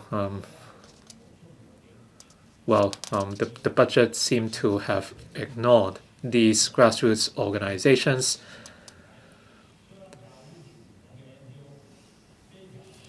compared with traditional NGOs, these grassroots organizations are receiving very little support, while these patriotic organizations have been selfless in making contributions with their own time and resources. So we wonder whether the Financial Secretary and the incoming Chief Executive could establish the roles and status of these grassroots organizations by allocating resources. That way we can mobilize the networks of these organizations while enhancing district administration. The budget should consider the financial needs of district personnel and organizations to improve administration. That way, these organizations can play a more significant role in our society. I also call upon the next term administration to more effectively execute district administration. I think the mishaps in fighting COVID were one such example. So for the next term administration, the administration-led approach or executive-led approach should be reinforced, or else even with an effective executive, administration could still fail. I speak in support of the Appropriation Bill 2022. Mr. Yang Wen-kit, Madam Deputy, for this budget, we have seen a lot of timely relief measures against the background of the fifth wave of the pandemic. I think it is quite a good budget. A lot of resources will go to fight the virus. $7.5 billion will go to the hospital authority to buy the drugs to cure the disease. But then the hospital authority won't buy anything from the mainland pharmaceutical manufacturers. I think the price is reasonable and there won't be any fear for any high prices. But in fact, we have already got oral drugs developed on the mainland. And in fact, we have GTI 4405 will also enter its clinical trial period. I think it's a much better drug than Pfizer. The bureau chief has always been talking about scientifically based research results. When are you going to disclose the results? Are you going to take the initiative to invite the two mainland drugs manufacturers to come to Hong Kong to carry out a clinical trial so that we will secure the mainland drugs for our local patients. In this way, we can reduce the financial burden. Vaccination is effective in reducing infections and serious cases and deaths. 93% of our citizens have got their first jab. I think we are going to get clinical trials for 3 types of vaccines developed by the mainland. There are citizens who are interested please try to set up an online platform so that there will be volunteers from the community that can take part in the clinical trials. The government was quick in coming up with the 5th as well as the 6th AEF. $10,000 is good. It is timely. And then for the pre-approval loan scheme with a principal repayment moratorium is also a very good move. But then for the employment subsidy scheme, it came too late. Many of them many businesses closed before the relaxation of the social distancing measures. And then for those who are age 65 or above, you only get the ESS covered if you have got a MPF account. Most employers won't set up an MPF account for 65-year-old employees. You encourage elderly people to be employed, and yet you don't do anything to tie in with the policies. So I would call upon the Director of Bureau to allow self-declaration or employee compensation policies as a piece of evidence to support the ESS application forms. Madam Deputy, yes, the budget has responded to our aspirations by giving us the electronic consumption vouchers, tax reductions, waiving fees, etc. But then what about other financial burdens like MTR fares, bus fares? They all go up. And in fact, under the exchange fund, we should set up a stabilization fund to make sure that the general population are guarded against the increases in transport fares. For this budget, a lot of money will go to the healthcare system, and there will be more places in our educational system.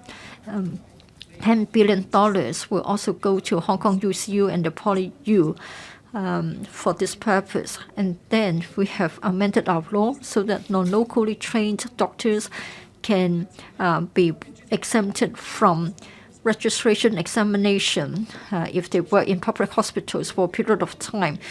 Yesterday, we saw the announcement of the non-local universities that would be covered. We look forward to more such overseas doctors that would address our manpower shortage problem.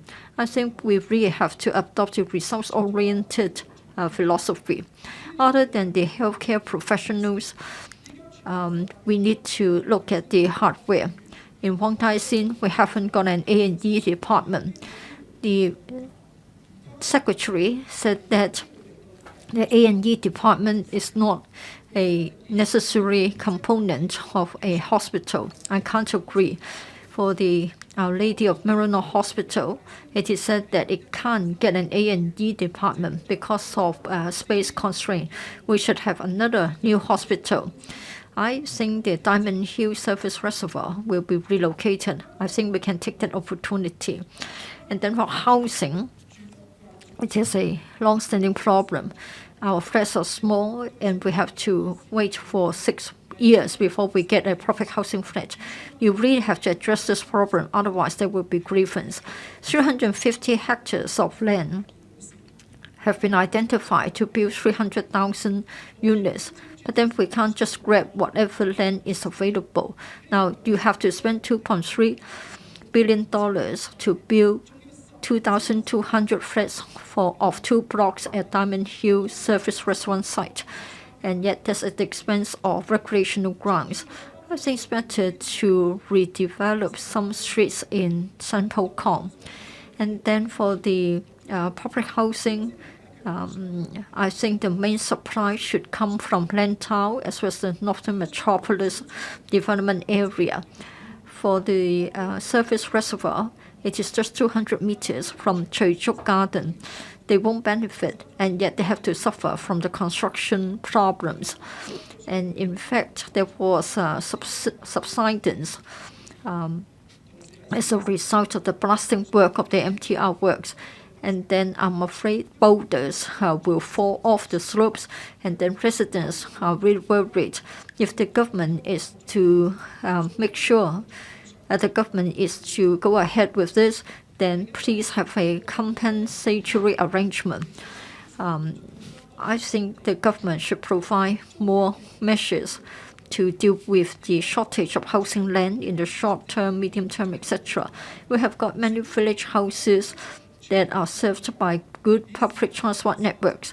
I think the government should offer a market rent to resume land where we have got 3-story tall village houses so that we can build high-rise housing blocks instead. I think the government should shorten the development process. We should expedite the progress so that we can adhere to the target of 3-year waiting time for public housing. We should have an infrastructure-led approach for 2030 plus study. I know that we have looked at the transport networks. That's mainly for the Northern Metropolis strategy. But what about East Kowloon? For Wong Tai Sin, we have a population of 200,000, but they don't get any train service. From Kwun Tong Po Tat, we should have a train service linking up with Lok Fu so that we can have good transport networks for Wong Tai Sin. Now, Hong Kong has to be better integrated into the overall national development pattern. Now, we need to grab the opportunity of dual circulation as promised in the budget. The government must take the initiative to develop the overseas markets. There should be more agreements to be signed. There should be more enterprises investing more by setting up headquarters here. And then Hong Kong businessmen can develop both outside Hong Kong and on the mainland. When we have a bigger pie, then of course the government revenue will grow and our income will grow. And then we are well positioned to alleviate poverty. And then the citizens will have a sense of satisfaction. And it means that we can really develop a new chapter for the story of Hong Kong. Thank you. Dr. Dennis Lam, Madam Deputy, for this budget, when it was delivered, we were in the midst of the 5th wave of the epidemic. Economic activities were seriously affected. Last week, we were told that for the first 3 months, the unemployment rate went up to 5%. 470,000 people applied for the temporary unemployment relief. I have to give recognition to the FS for adopting the expansionary fiscal policy. We have the epidemic striking at us, and the government has reserved a lot of financial resources to fight the virus. Say, for example, for the eligible citizens, they all get electronic consumption vouchers. For citizens and businesses, I think it is a timely move, and it should win our applause. I think the government should tell us early as to when we are going to get the second round of the electronic consumption vouchers, and the earlier better. For measures to support the businesses, there is a breakthrough. That is, the government has come up with this idea to impose a moratorium on rental enforcement. Having listened to their feedback, the government has fine-tuned the proposals. And then we have the employment support scheme. There is a latest round, and again, it is good. I have to emphasize that there would only be short-term stimulating effects. They aren't for the long term. The epidemic has a very serious impact on our economy. We have to work hard to revive our economy.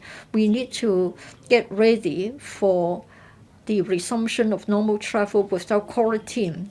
On the 21st of April, the People's Daily had an editorial saying that we are moving in the right direction and we need to treasure the outcome. And in fact, for the dynamic zero infection is the prerequisite to resume normal travel, and we must make sure that there would be zero COVID in the community. As to how we can implement dynamic zero COVID infection, I've already spoken about that. I won't repeat the details. I think the key point is the government must do more by way of explanation so that the public would know that dynamic zero infection is key to resumption of quarantine-free travel, and in due course there should be a universal PCR test. Then we are ready with the prerequisite to allow people to travel between Hong Kong and the mainland. And then we would still recall that when the temperature dropped, many infected citizens waited in the outdoor environment outside hospitals to get admitted to hospital. Many of them were elderly. It was a very heartbreaking scene, and Hong Kong is supposed to be an affluent city, and yet we had to make elderly people suffer like that. It means that we have to rethink our position. $10 billion will be reserved for the 3 universities to enhance their facilities to train healthcare professionals. 900 more training places will be available. But what about the timetable, and what about the disciplines involved in relation to the 900 places? The FS didn't tell us the specifics. For healthcare manpower, in particular doctors, we have a very serious problem of manpower shortage. Let me talk about 3 sets of figures. According to the FHB, as of the end of 2020, for every 1,000 population, we have got 2 doctors only. When compared with Singapore, it's 2.5. For OECD member states, 3.5. Again, it is obvious that we are lagging behind. And then for the manpower projection survey, we will be having 900, 800 doctors shortfall. But then that hasn't taken into account the growing demand for doctors as a result of aging population.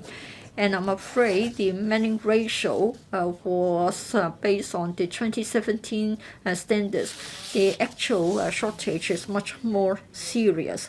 And then for doctors who are specialists in Hong Kong, most of them serve in the private sector. For the public sector, it takes care of the majority of the inpatients in Hong Kong. It shows that there is an imbalance between the public and the private sectors when it comes to manpower supply. In October last year, the Medical Practitioners Registration Amendment Bill was endorsed. And then we have created a new channel so as to attract non-locally trained but qualified doctors can come to Hong Kong to practice. We have high hopes.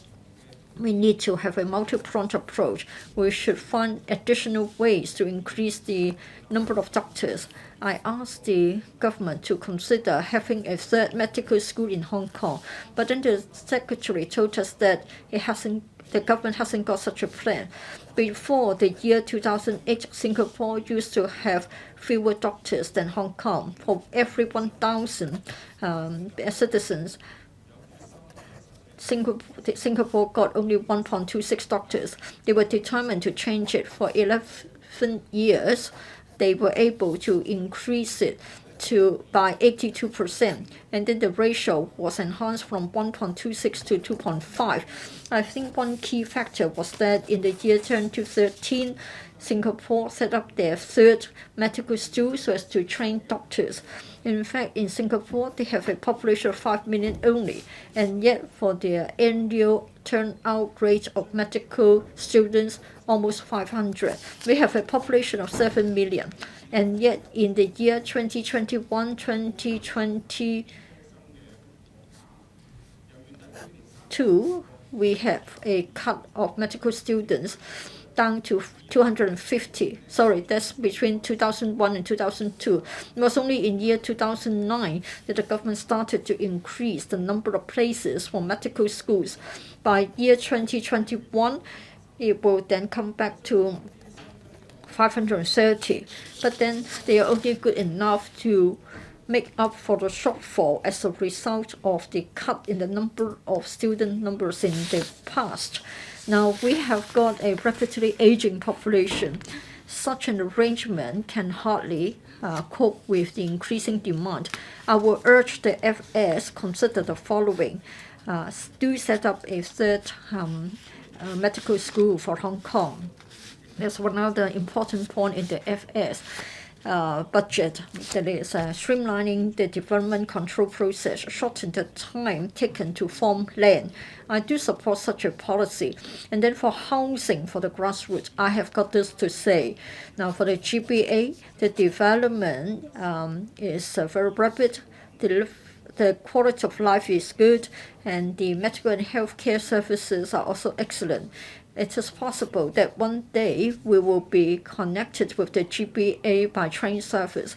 Many elderly people would consider retiring in the GBA. Can we not consider the following? If a public housing tenant is willing to surrender its flat, can they get in return a sum of money equal to the construction cost of a public housing flat? So by promising to retire to the GBA, I think it means that we are not increasing our financial commitment, and yet the elderly citizens can enjoy a better quality of life. Then we can see a quicker turnover of public housing units, and you can shorten the waiting time for public housing. And I think this policy is also in line with our integration with the rest of the mainland, in particular the GBA. In recent years, our recurrent expenditure has gone up drastically. When compared with the first year of this term government, it used to be 380 billion. Now it has been increased by 30%. Of course, the government is merely responding to the needs of the community, but then fiscal instability would affect our linked exchange rate and would also affect our position as an international financial center. The government should continue to be prudent in exercising its financial management. I support the Appropriation Bill 2020, so I spoke. Thank you. Chu Kwok-keung. I support the Appropriation Bill 2022. The budget is very comprehensive, covering a host of measures for the public, business people, students, parents. There are provisions for them. I am from the education sector, so I will focus on education. Well, education should always come first. It is the basis of national development. The budget says that our recurring expenditure in education goes to more than $100 billion, making up 13% of our overall expenditure. This is something positive. The budget doesn't mention much about education, but because of the economy and other factors, it is understandable why not much about education is mentioned in the budget. But I need to affirm the help given to the public and business sectors. It has increased much resources for fighting the pandemic and also supporting sectors affected. And it's also extended the 100% personal loan scheme, and also extended the principal payment holiday scheme. Also, the latest ESS provides some sort of help, timely help to the public and business operators. They're really timely rain. Another point I'd like to speak about is the payment of the fees for the HKDSE for this year's candidates, and this helps ease the burden on the candidates for this year's HKDSE. So this is, again, a right move.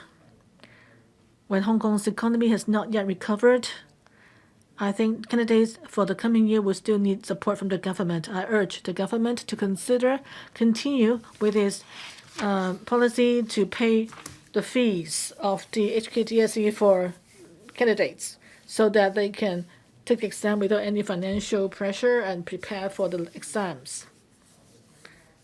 And I also urge that the government should increase its anti-epidemic subsidy for schools.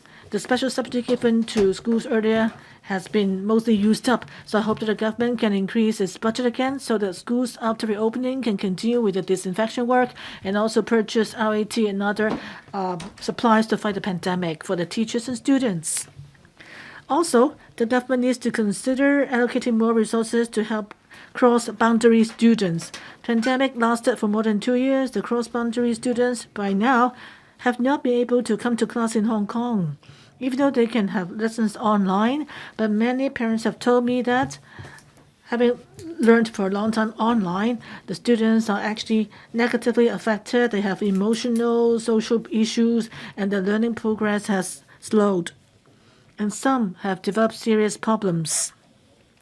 The Education Bureau for cross-boundary students actually provide the support that they provide for them only benefits a few. So I hope that the support given to them should be stepped up.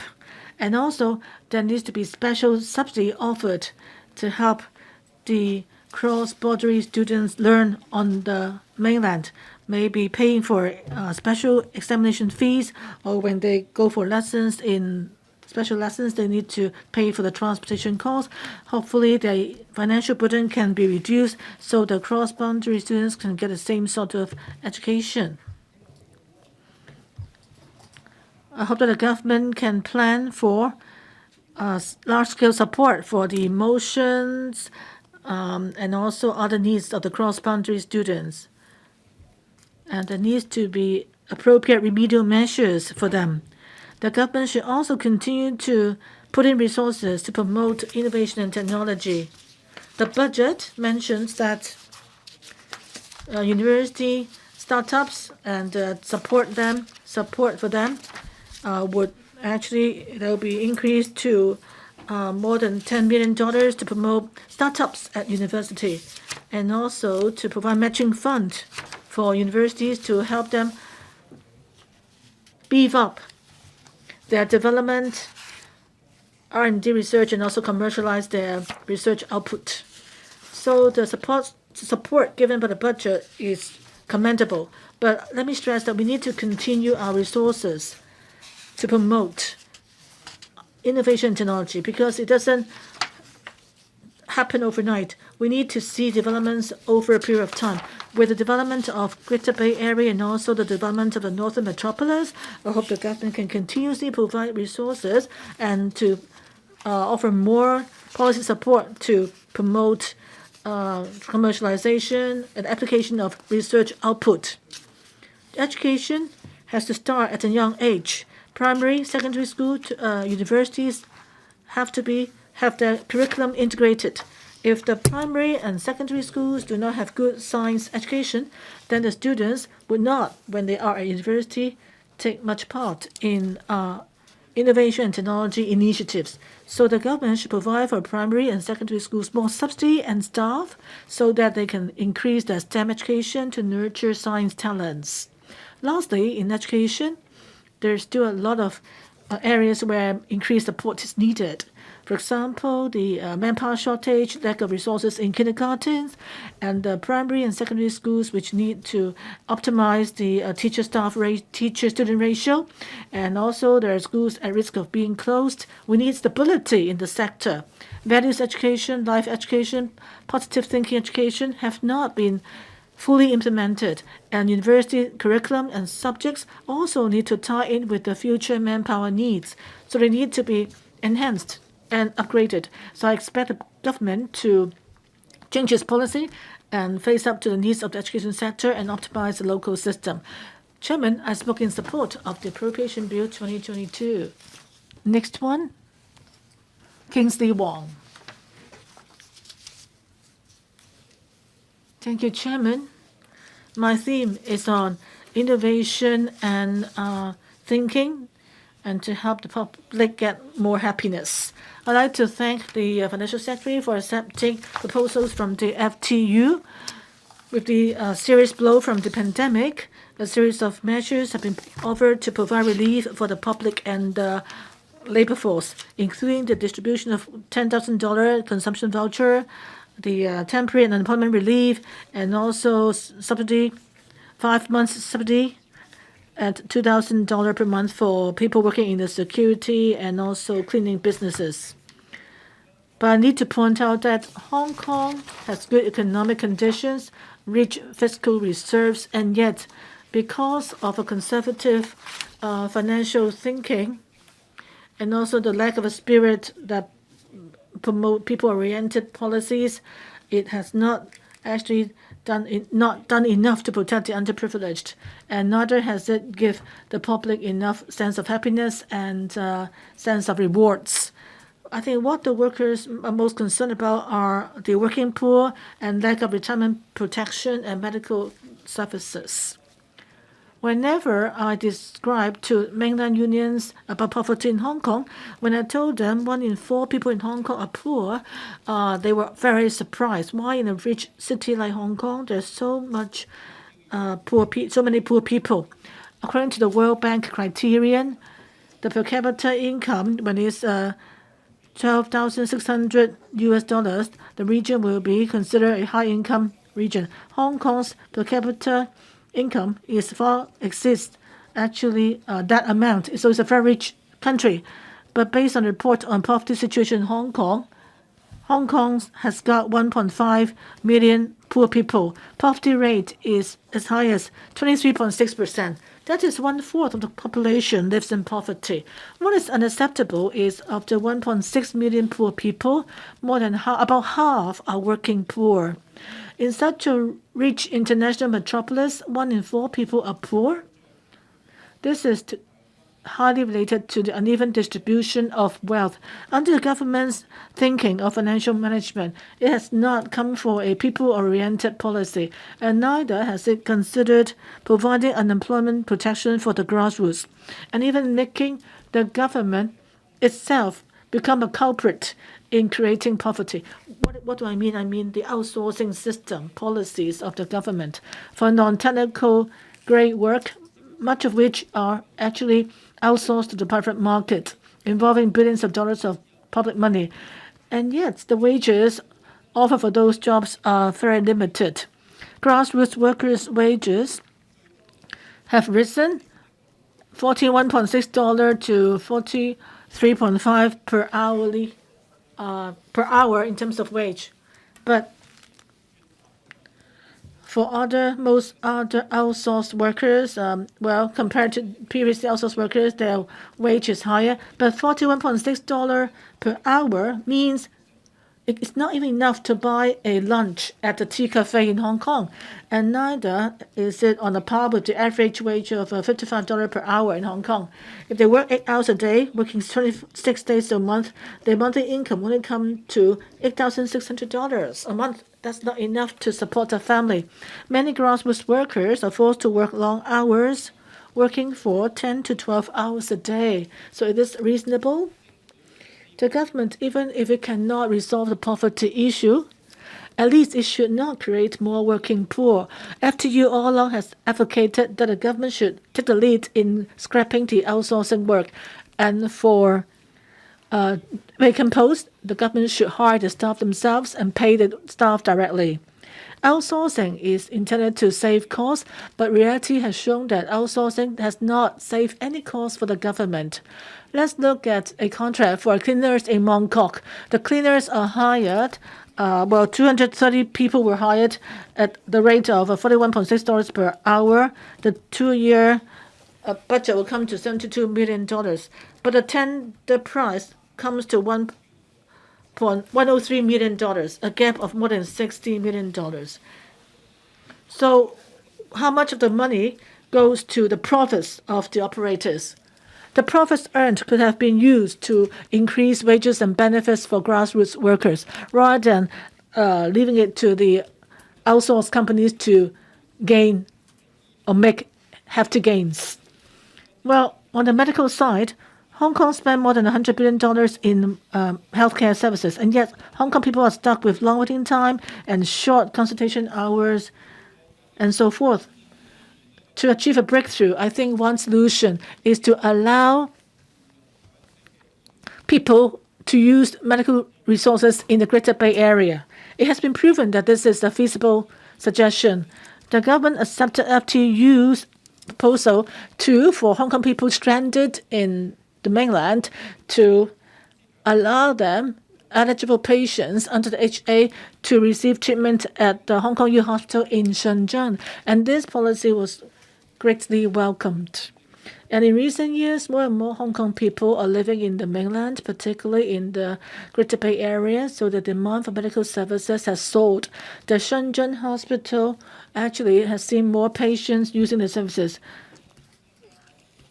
People using health vouchers. The number of people using health vouchers rose to 30,000 from 6,700 years ago. It's an increase of 4 times. And that won't increase Hong Kong's medical burden. So why don't we regularize the scheme to let Hong Kong people in the mainland who've registered under HA to receive treatment on the mainland? And it can also be expanded to not just the Hong Kong U Hospital in Shenzhen, but also other top hospitals in Shenzhen, so that patients have more choices, and that can also reduce the burden on the local healthcare system. Recently, there have been suggestions to suspend scrapping the offsetting mechanism in the MPF scheme. The labor sector will object to any excuses to scrap the offsetting mechanism because the bill concern has come out of 10 years of study and discussions. That is a bill based on the largest social consensus. Once it's been scrapped, then we need to improve the return from MPF. FTU proposes that we should actually offer more returns to the general labor force, so workers who do know how to invest can still get basic protection from MPF, and the money contributed can really yield good returns to them. We've got foreign exchange reserve of more than $4,000 billion, and our return from our overseas investment is positive and lucrative.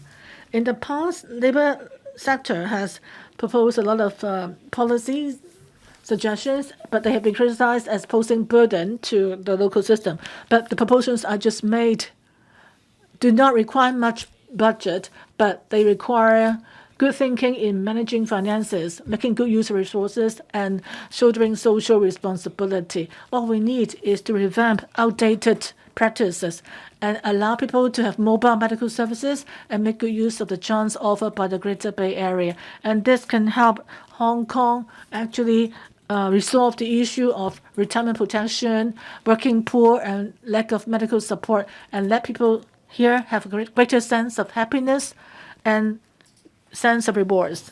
I just spoke. Thank you. Mr. Robert Lee. President,